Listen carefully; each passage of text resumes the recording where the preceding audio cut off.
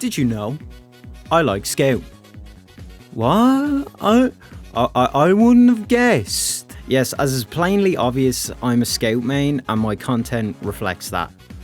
But I focus very heavily on Scout. Maybe a bit too heavily. Jesus Christ. So because I kind of put all my eggs in one basket since the start of playing TF2, I've always found it hard to transition to playing other classes, such as Demo Man, who I only have 18 hours on due to how fundamentally different he is to Scout. Now, I would say there's a lot of general game sense that carries over from class to class, where to go, when to pick a fight, etc, etc. But there's a lot of nuances to other classes that Scout just doesn't have. When to pop Uber, when to go for a backstab, when to stop texting your underage Discord kitten and actually play the game.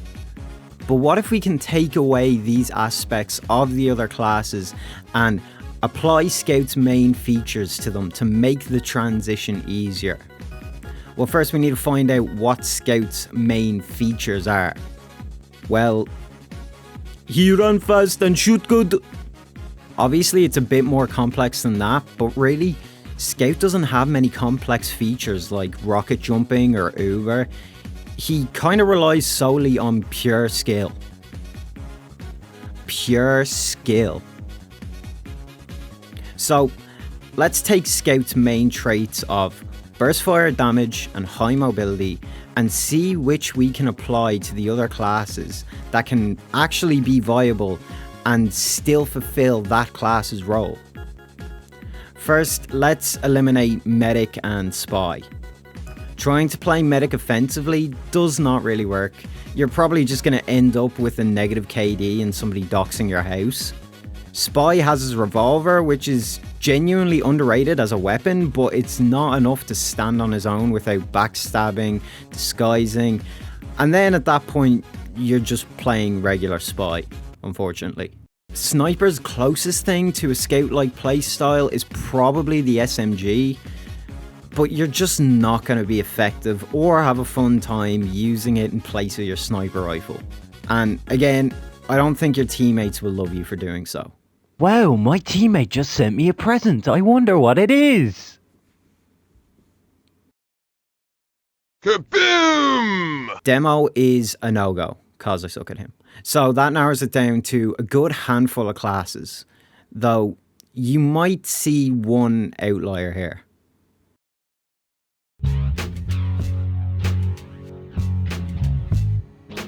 I have to talk about this because I know the comments are going to be flooded if I don't. Fat Scout. Yeah, you see that red stain on the floor? That used to be a dead horse. In this video, I'm trying to present playstyles that resemble Scout, are actually viable, and fulfill the class's role to make the transition over to new classes easier. Fat Scout, although it resembled Scout, really isn't viable, and you're also not dishing out the rapid fire damage Heavy is known for. If you don't know what Fat Scout is, you take away the thing that makes Heavy strong and make him only use the shotgun. And if you want some semblance of Scout's mobility, you could use the Gru as well. Now, Heavy's shotgun is actually really good.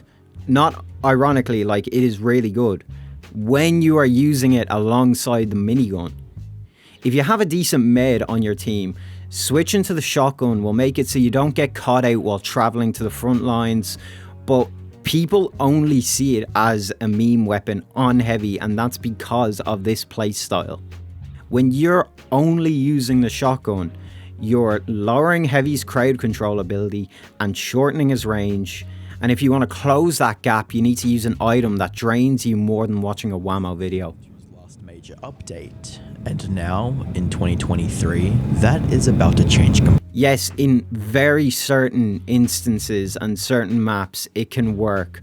But when those niche instances aren't present, you're left with a gimmick that's only going to work against a team of gobshites.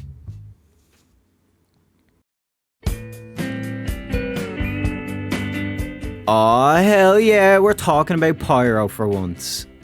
I tell you, they don't call me Fireman Sam for nothing. What's that fire alarm? Sam is always cool and calm. Pyro is our first instance where we can actually use our knowledge of Scout's burst fire abilities, some of his movement techniques, but yet we are still playing a separate class and fulfilling that class's role. For this, we're going to need the Dragon's Fury, the Power Jack and the Flare Gun, or the Detonator, it's your choice. The Dragon's Fury is, in my opinion, the Pyro primary that takes the most skill to use. You can't just rush in and hold one button and win the video game, it acts like a shotgun.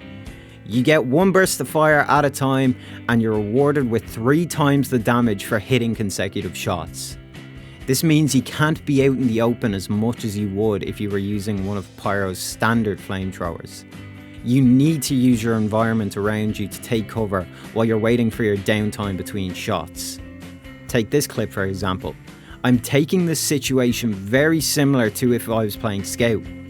I can't just rush in and deal consistent damage. I use the corner to my advantage, so when I'm not giving out damage, I'm not taking any either. But this isn't just some poor attempt at a cosplay, you still are the Pyro. Although the Dragon's Fury is a single shot weapon, it still has the ability to light up multiple enemies at a time. So you still have the crowd control abilities of Pyro, you just have to be a bit more cautious when using it. But in those moments where you've overextended a bit too far, you have the Power Jack to get you out of tight spots. Now, obviously, you're not going to be doing sick mid-air jumps and flips like Scout, but the 15% speed boost it gives you is going to allow you to get out of rough situations quicker than basically every other class that's not Scout. I swear, I don't know how many times the Power Jack has saved my ass in situations where I probably should have died. It may not be the most interesting of Pyro's melees, unlike the third degree, but it's the melee that's going to let you use some of that Scout knowledge. Now, the secondary is probably the least important part of this set.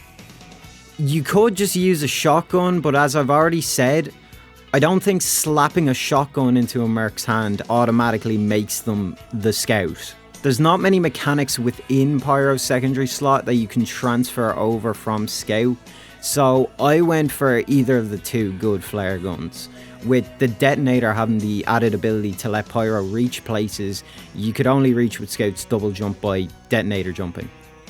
But, as I said, not very similar to Scout, I just think they're great tools for getting those 1-2 punches in on an enemy. But, even though you're still playing like Scout, you can still perform a load of necessary Pyro roles like spy checking, extinguishing flares and reflecting. So it's a good choice if you're looking to move on from Scout and expand your pro gamer skills. Quick interjection here, I now have 2 channels, NotSamG, the one you are currently watching, and JustSamG, which is where all my non-gaming videos will be. Attention between the channels will be split 50-50, so if you like my videos, even if they're not TF2 focused, drop a sub to JustSamG, and if you only want the gaming content, subscribe to NotSamG, because growth on this channel is really an incentive to keep me working on videos. Right, that's all. I'm done selling my body, back to the video. I truly believe Engineer is the closest thing we have in TF2 to a diet Scout, and it's all thanks to one item. Battle Engineer is a subclass for the Engineer, despite what other people may say, and this finally untethers you from the abusive relationship that is your sentry nest and allows you to be a free, independent Engineer. You'll be equipping the Gunslinger, pistol and shotgun of your choice. Along with bringing your health up to 150, the Gunslinger gives you mini sentries, which are fairly disposable. Not having to care about keeping your sentry up, you'll start taking routes you normally would with Scout, focusing a lot more on one-on-one interactions with other players, with your mini sentry either in a cheeky spot getting random kills halfway across the map, or alongside you dealing extra damage or at least acting as an annoying distraction to the person you're fighting. You might not have Scout's mobility, but that 150 health pool lets you flex your aiming skills that you developed with Scout by lasting longer in fights. However, just because you have the free range of Scout doesn't mean you are actually playing Scout. You still have tools to help your team, and it's a crime not to use them. You should still throw down a teleporter on your first rollout and a dispenser, though you can put them in a less aggressive position so you're not constantly tending to them. A good thing to note is that Battle NG is a lot different to regular NG playstyle, unlike the other playstyles I've talked about. If your team needs an NG, Battle Engineer is not always going to fill that requirement, such as really defensive holds, so just keep that in mind.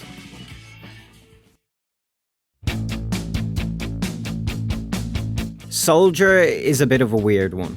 I first wasn't going to include him in this video, but after playing around with weapon combinations, I realised that the direct hit forces you to focus on one-on-one interactions like Scout.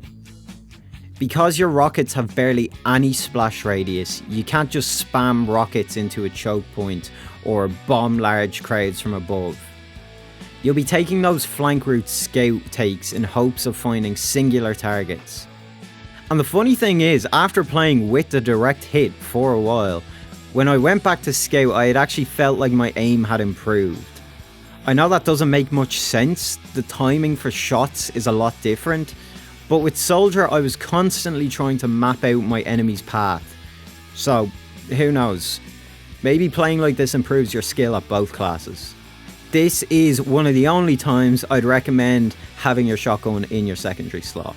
Because unlike Pyro, the cost of missing your shots on your primary weapon is a lot greater. You only have 4 rockets in reserve, so they all really matter.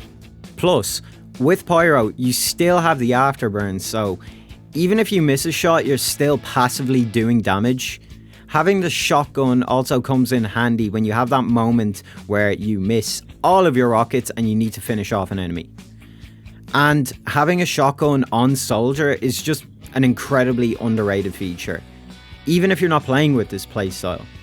It shuts down pyros who seem to reflect every single projectile back at you and scares the shit out of the half of them. Yeah, reflect this, cunt!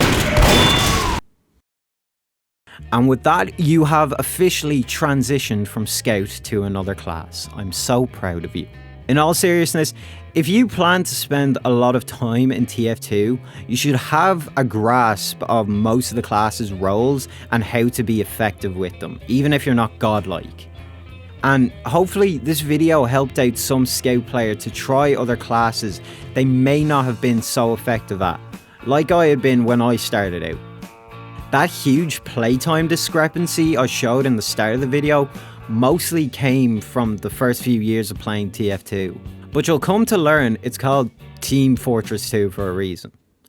Sometimes what your team needs isn't the 7th Scout, it's Medic or Pyro. And when you realise that and you step up to the plate, that's when you begin to become a really good player. Not by locking in Scout as soon as the match starts, but by playing the class your team actually needs. And I hope that I've made some of the classes a little less daunting and easier to understand for new players.